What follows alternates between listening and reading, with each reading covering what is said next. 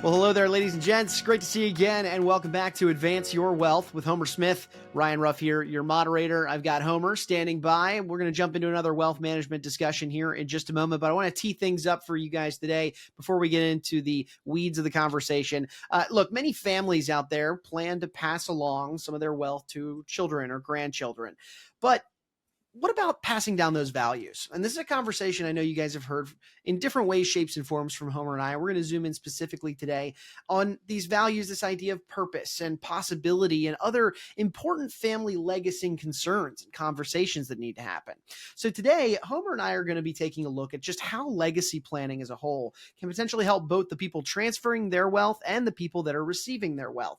Of course, our episode being entitled, Here's How the Ultra Wealthy Set Up Their Heirs for Success. So with that being said, let's go ahead and welcome Homer aboard. Homer, it's good to see you today. How you doing? Hey, Ryan, doing well. Excited to talk about this topic. It's something that comes up in pretty much every planning conversation that we have when we take on new clients and have conversations with existing clients of this topic of legacy and all the different layers of it related to their kids, future grandkids, and causes they care about. And so, yeah, just looking forward to diving in on this one. Yeah, super important conversation as a whole. To kind of set the scene for our audience a little bit, Homer, it is common for advisors and their wealth managers to discuss the wealth planning components, even estate planning components. But I know you believe that some of those conversations, they don't go far enough. They don't go really deep into the weeds on some more granular concerns that might be on the table. Why don't you elaborate a little bit for us? Yeah, I think from a wealth planning perspective, it for the families that we work with, as you get into the higher and higher levels of wealth, the conversations should go beyond just the mechanics of how we get assets from person A to person B, C, or D efficiently. I think that's a really important conversation, but most of our conversation begin to revolve around how important is leaving a legacy for you and for your family, and most often it is a common goal. If that is a goal, then we need to have a conversation that's deeper than just the money. It needs to go into values that they also want to transition to that next generation. What does fiscal responsibility look like for their kids? And I would say it's something that the families that we deal with, with significant wealth, so call it families with 25 million or more, recent studies suggest that they are much more concerned about this bigger picture related to how the heirs will use the money in this inherited wealth. And so it's a really big conversation we've been having with them lately. And Homer, as we typically do on the show, we analyze some of the best practices of these ultra high net worth individuals. What are some of those lessons that maybe we could learn from families like that could be of use for the rest of us? I think there can be some very useful guidelines that we can get from these wealthy families. And CEG Insights did a study and found that these ultra wealthy families, again, those with like 25 million of net worth or more, indicated that for them, a little bit over half of their wealth they plan to give to their kids and their grandkids. About another third of their wealth they were planning to give to causes they care about, charities, their school, their church, and the rest would go to extended family. And even though over on average they expect to leave over half of their wealth to their kids and grandkids, almost 80% of them are worried about whether the next generation is going to squander or waste the money they receive and not really be able to kind of live up to the things that they did to create that wealth. So I definitely think there's some tension, at that wealth level between the ultra affluent like wealth creators and what they want to do for their kids, but also having this big concern about, again, will those efforts, lead to, worse outcomes than they'd like to see happen. Understandable. But Homer, let's talk about like this idea of tension that pops up in those moments. Do you see that some of those folks are taking steps to really address the tension that does seem to arise? Yeah, and I think this bigger picture idea of legacy planning versus just estate planning, and if you're just thinking of those terms, if you think about just general estate planning, it really is, what are the mechanics of transferring the wealth from one generation to the next or the causes you care about? When you go into legacy planning, and when you think about it on a much bigger level, it really begins to go deeper on making sure that all of the planning you're doing, whether it's to your kids, whether it's to charitable outcomes, whether it's to other family members, that it begins to be more important that you're in alignment on the giving with your goals and your values. And even from the studies that were done, we found that over 85% that it is important that they want to leave this legacy for their kids. And for them, again, establishing that legacy means more than just the money. It's passing down those morals and values and that family name and reputation. So this is a hugely important topic to them. It's something that, again, there's some tension, there's some stress about it right now because of their concern for how those kids might deal with it. But I'd say it's in the families that we are working with, it's one of the most important conversations and topics we're having right now. Sure, I understand. And Homer, how might families then in that, that find themselves in those moments where there might be a little tension, how are they taking steps to instill those values before transferring the wealth? Because yes, that sounds fantastic for us all to be gathered around these, shared values. But how do folks communicate them and really instill them before the wealth is really on the table? Yeah, I'd say one thing we see among the wealthy families that are doing this well is that they're really helping their heirs see the potential power in the future wealth.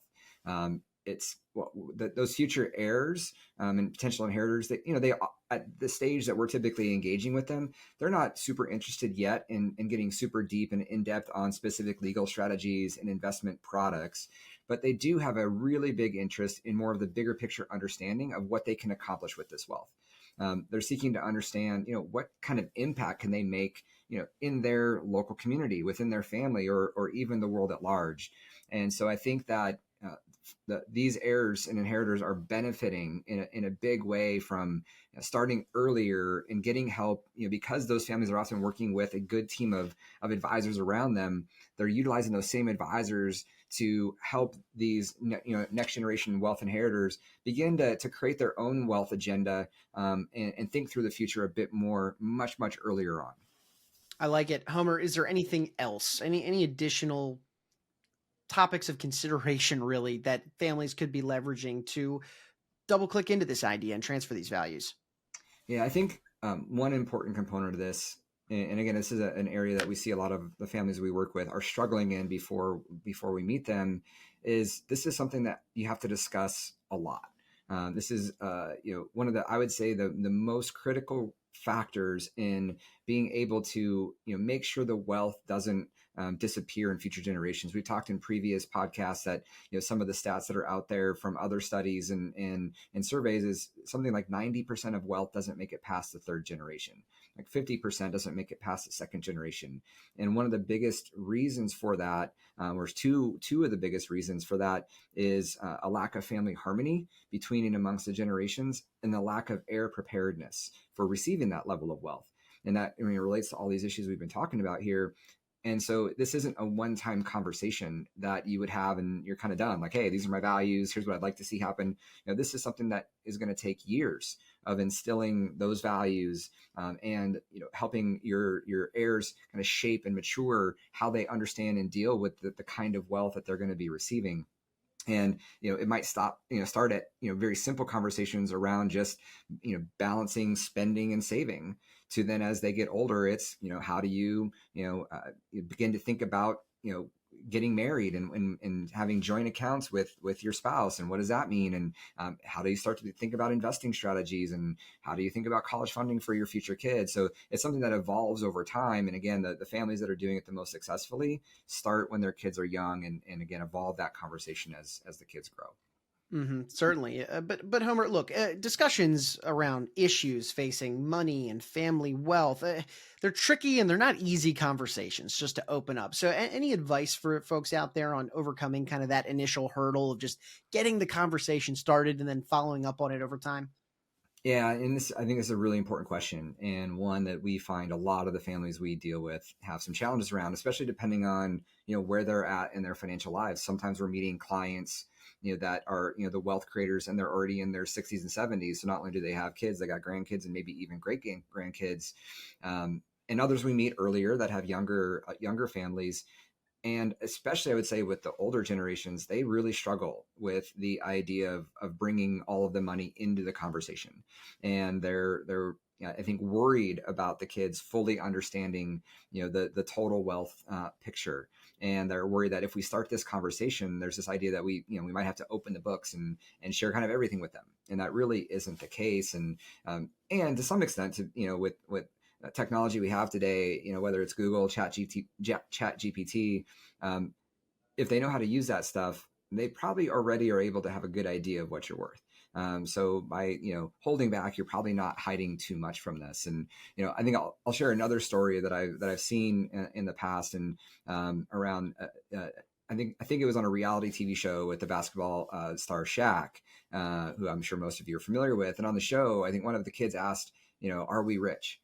And I think Shaq had a great answer. Shaq said, "You're not rich. Your mom and I are rich." And I share that story to emphasize that, even if they know you have significant wealth, it doesn't mean that they have any control over it at that point. And that it's really the importance of this communication that we're speaking to, and teaching them about wealth and getting them involved in the conversations. It doesn't mean you got to turn over the wealth to them too early. So again, I think it's this idea of start when they're young, get the conversation going, even if that means revealing a little bit about the ultimate wealth that you have. But the earlier you start, the more confident you're going to be and be able to see, are they really developing the skills and the mentality to be good stewards of this wealth over time? Agreed. And I love that clip, by the way. I've seen the clip of Shaq sharing that. I think it's great. Homer, double clicking just one layer deeper, because yes, the conversations and discussions themselves, they're super important, but is there anything more that families could be doing to not just talk about it, but be about it? Anything that they can really be doing physically? Yeah, I think that's a great question. And yeah, I think that, the old expression, walk your talk, and that if you're really wanting to develop really good habits and values in your kids around wealth, you've got to show that you're living those values yourself. And I think one of the best ways to do that, especially around values, and really, when we talk about legacy planning, it's not just the wealth transitioning down, it's the values. Do you have a formal family value statement that you've worked on with your kids, with your family, grandkids, the whole way down, depending on how big your family is, so that they really understand, like, how was this wealth created? What was important to you, and the hard work that generation one put in to create this, and what are the values they want to see continue on forward around this money? So do you even have a statement that really reflects that? Are you beginning to involve your kids in some very select financial decisions? Again, you don't have to open up the entire balance sheet and have them being involved in every decision, but can you start with some very small things? We often see the most common way is in the philanthropic endeavors of the family. So whether it's a family foundation, a donor advised fund, or direct gifts to charities, getting the kids involved in causes they care about, and having them do some of the research and finding the right charities that are good stewards of the money when they receive it, is a good starting point to get them involved early. I think another idea that we're seeing more and more common and really attractive to families is this idea of creating a family bank, which is an informal family structure that is not just about giving money away to the next generation, but more about creating good financial habits by having more of a bank mentality, where you're not handing the money out, but you're actually loaning the money to your kids, whether it's for buying a home, whether it's starting a business, and making sure that, hey, do they have a good plan for how they're going to pay this money back? Were they able to get lending from an outside commercial bank, for that home or for the business, to show that, hey, this, real due diligence was done. They had to have a business plan. And so again, providing ways for them to really show that they're understanding what it takes to manage money well. And then I think that, again, living your values out loud, and again, being good stewards yourself. Are you actively doing the things that you say are really important to you, and really demonstrating those values, at each level to your kids and grandkids and beyond? I think it's great. Homer, one thing before we wrap up today's conversation that I do want to ask you, because you mentioned this idea of having a large family, and it dawned on me. There are some folks out there that have a very big family, or rather even family members that are dispersed maybe all across the country or even the world in multiple locations. So how does somebody communicate values given the potentially vast and wide number of family members, or maybe locations potentially? How do you navigate that when there's just a lot of folks involved? Yeah, I think the way that we've seen the successful families that are doing this, what they do is they conduct formal facilitated family meetings. And in doing a lot of the work with the families that we're working with in this area and some of the research around this, what we often find is most of the wealth creators we work with are private business owners. They created their wealth through creating a very successful business or a real estate empire, something along those lines. And usually to create that kind of success, there's a lot of formal practices around strategic planning, financial planning within the business, culture amongst the business. Yet very few of these families apply that same structure to their families. Well, when you get to the levels of wealth we're talking about, especially if the business that was the creator of that wealth has been sold, it's really now managing the wealth is the business for the family. And again, the most successful families we've seen have applied those same things that have done well within their business to help create that wealth. They bring those same ideas to their families. So they think of a board meeting you would have in your private business. A facilitated family meeting would be a similar structure for your family, and having roles throughout the family, just like you would have roles for your business. And as kids and grandkids mature and grow, the ability to have different roles within the family as they show their maturity and skill set. And so I just think formalizing that structure, and oftentimes this is a very new thing for many of the families that we work with. And so having a really good facilitator, whether it's your wealth manager who's got that experience, or whether you're bringing in an outside expert who specializes in that facilitation, I think that's an important step to take. And I know this can be very difficult for a lot of the families. A line we hear often from the families based on where they're at with their kids at especially the higher wealth levels is, I love my kids, but I don't necessarily like them right now. They're not showing me that they've got the right mentality around wealth, and they hesitate to have these conversations with them. But we also know at the same time, if you don't start somewhere, if you don't start to create this structure and create the communication around this, it's rare that they ever get to the point where you're confident in them. And it really can cause a lot of tension and stress around, okay, well, what do I want to do with my wealth? Do I really want to give it to them if I'm not confident they're going to be good stewards of it? Our answer is, well, let's try, right? Let's start these family meetings. Let's really start to, dive more into having communication with our kids around these issues and hearing their own experiences and concerns, and how do we begin to bridge those gaps. So that would be, the biggest recommendation is to start having some of these meetings, bring in skilled facilitators to help navigate it, especially at the beginning when, the tensions might be highest, and then go from there. I like it a lot. Thanks for kind of peeling back the curtain there on your thoughts. I think it's super important. Homer, like you said, I mean, you're having a lot of these types of conversations already with your business owner clients, matriarchs and patriarchs alike. For anybody out there in our audience that could benefit from a specific conversation based on themselves, their needs, their family, with you and your team, what is the best way somebody could reach out and have that dialogue with you guys? Yeah, I'd definitely say reach out, come to our website, send me an email. I would be happy to have, an initial conversation with you just to see, where we might be able to, even if it's just giving you some pointers and putting you in the right direction, or whether there's a deeper conversation that needs to be had around, the total wealth picture that you might be dealing with. Would love to start a conversation and see what we can do to help you. Fantastic. Well, Homer, I appreciate you and your time. I know you got clients to serve, so I'll let you get back to doing that. But thanks for spending some time with me today, and I'll see you back here on the next one. Thanks, Ryan. Good to see you. Yeah, good to see you as always, Homer. And hey, folks, we want to take a final moment, as we typically do on the show, and thank you guys for making us a part of your day. If you enjoyed today's discussion with Homer, you learned a thing or two, make sure you hit that subscribe button on whichever platform you checked us out on today so that you don't miss out on any other conversations where Homer and I dive into wealth management topics, or we bring on some esteemed experts and guests from Homer's professional network to provide value to you and yours.